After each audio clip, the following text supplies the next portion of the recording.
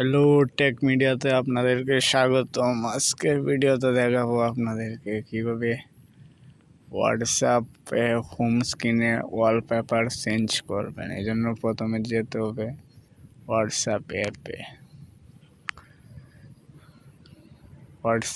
অ্যাপে যাওয়ার পর সেটিংস আছে, ওই যে উপরে দেখতে পাচ্ছেন, ওখানে যাওয়ার পর সেটিংসে আসবেন। আসার পর চ্যাট নামে একটি অপশন দেখাচ্ছি,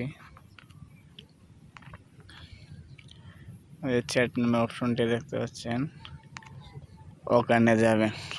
যাওয়ার পর এখানে ওয়ালপেপার নামে একটি অপশন আছে, এখানে এসে যে চেঞ্জ নামে একটি অপশন দেখতে পাচ্ছেন, এখানে এসে ডিফল্ট ওয়ালপেপার, এখানে অনেকগুলো আছে।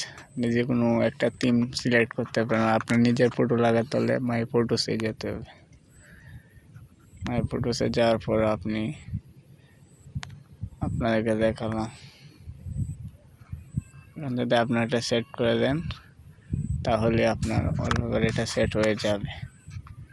ধন্যবাদ সবাইকে।